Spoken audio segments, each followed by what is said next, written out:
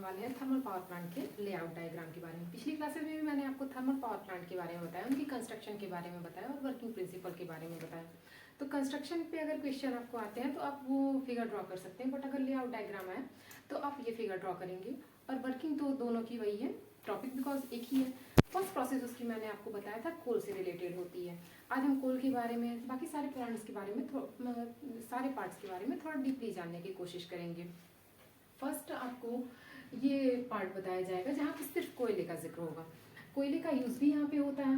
First जो होता है कोल यार्ड होता है। लगभग थर्मल पावर प्लांट का जो 50% एरिया होता है वो कोल यार्ड का होता है। अब थर्मल पावर प्लांट में किस प्रकार के कोयले यूज किए जाते हैं, फर्स्टली आप टॉपिक ये जानेंगे कि कोयले के टाइप्स होते कितने हैं। कोयले 4 प्रकार के होते हैं।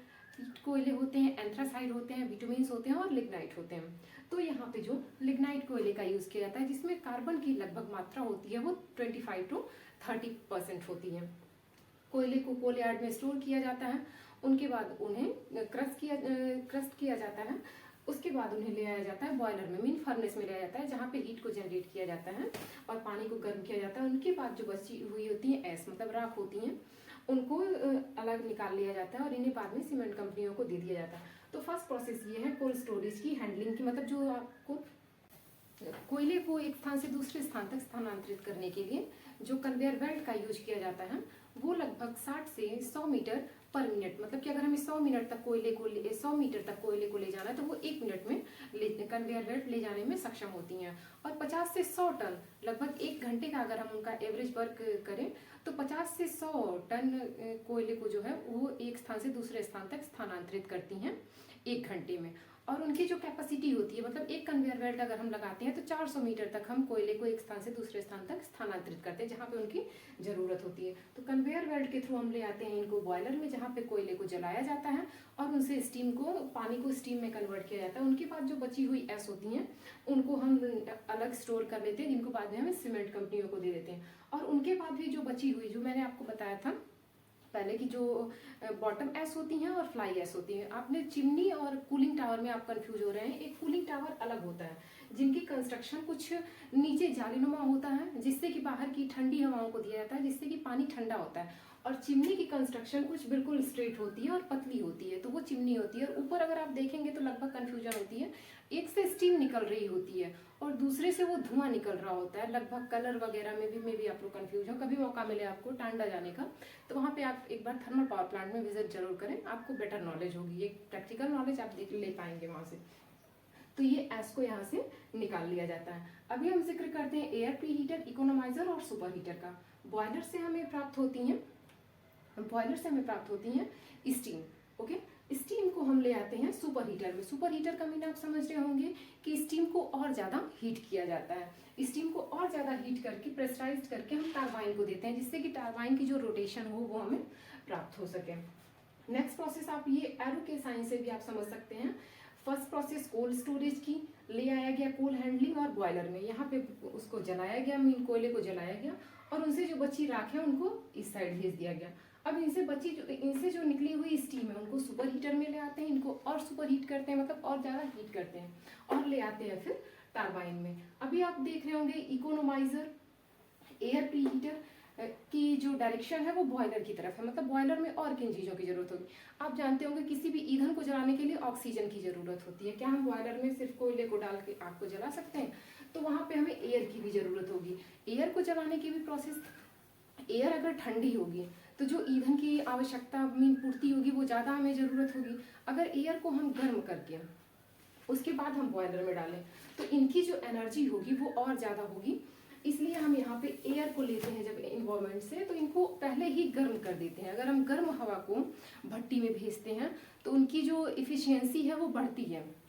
तो इसीलिए यहाँ पे एयर प्री हीटर लगाया जाता है कि मतलब बॉयलर में फर्नेस में भेजने से पहले ही एयर को गर्म कर लिया जाता है और इन्हें भेजा जाता है बॉयलर में जिससे कि कोयले को जलाया जाता है। ईंधन को जलाने के लिए ईंधन, आग और ऑक्सीजन की जरूरत होती है। नेक्स्ट आप देख रहे होंगे इकोनोमाइजर। इकोनोमाइजर को हिंदी मितोपयोजक बोलते हैं। मितोपयोजक का मीन होता है ये जो पंपिंग करके हमें दोबारा से, अभी इसकी प्रोसेस में मैं बताऊंगी कि जो आपको पिछली क्लास में भी मैंने बताया हुआ था कि जो स्टीम बच जाती है टरबाइन को रोटेट होने के बाद तो उन टरबाइन को हम दोबारा से ले आते हैं इकोनोमाइजर में, मीन उन्हें और गर्म करते हैं। यहाँ पे अगर हम ठंडा पानी, जो हमें नदियों से पानी मिलता है वो काफ़ी ठंडा होता है, काफ़ी ठंडा का मीन नॉर्मल होता है। अगर हम नॉर्मल पानी को गर्म करते हैं तो ज़्यादा एनर्जी की ज़रूरत होगी। अगर थोड़ा गर्म पानी हो पहले से ही, तो उन्हें अगर हम बॉयलर में ले आके स्टीम में कन्वर्ट करें तो थोड़ा कम एनर्जी की ज़रूरत होगी, मीन थोड़े कम फ्यूल की ज़रूरत होगी। तो वही होता है ये इकोनोमाइजर। पिछली क्लास में जब मैंने आपको बॉयलर के बारे में बताया था, ऐसे पतली पतली पाइपें लगी होती है, यहाँ से पानी को गुजारा जाता है। तो यहाँ से ले आने की प्रोसेस क्यों होती है? बिकॉज यहाँ पे होती है फर्नेस।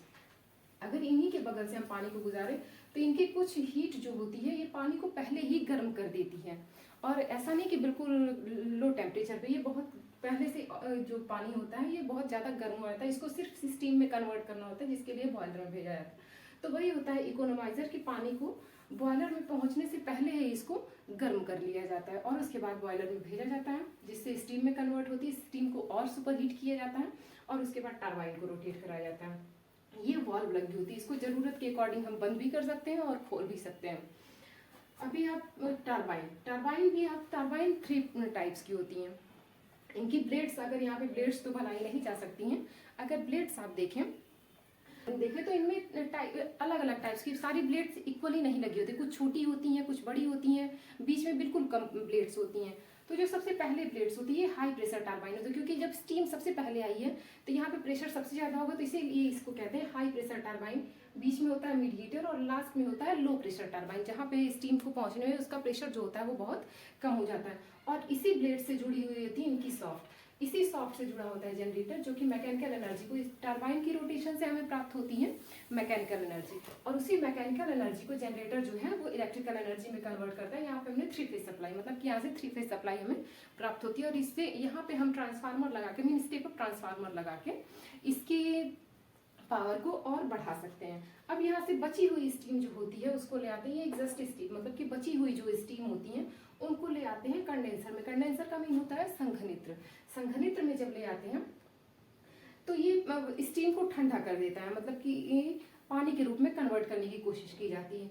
ये आता है कूलिंग टावर में, सेम प्रोसेस यहाँ पे भी होती है। कूलिंग टावर के बाद ये पंप लगा हुआ होता है, पंप के थ्रू पानी को हम दोबारा से ले जाते हैं इकोनोमाइजर में, जहाँ पे पानी को गर्म किया जाता है। गर्म करने के बाद पानी को बॉयलर में भेज दिया जाता है। अब यहीं पे ये रिजर्वर होता है, हर थर्मल पावर प्लांट का अपना एक रिजर्वर होता है, डायरेक्टली नदियों से वो पानी नहीं लेते हैं। तो इन रिजर्वर के थ्रू, रिजर्वर के पानी को देते हैं और पानी की दोबारा से वही प्रोसेस होती है, पंप किया जाता है इन्हें और इकोनोमाइजर में भेजा जाता है, जहाँ पे पानी को पहले ही गर्म कर लिया जाता है और उसके बाद इन्हें बॉयलर में भेजा जाता है, जहाँ पे उनको स्टीम में कन्वर्ट किया जाता है। वो सुपर हीट होती है और टरबाइन को प्रेस करती है, जिससे टरबाइन रोटेट होती है। तो ये रहा आज का टॉपिक। अगर वीडियो अच्छा लगे तो प्लीज़ लाइक शेयर और सब्सक्राइब जरूर करें।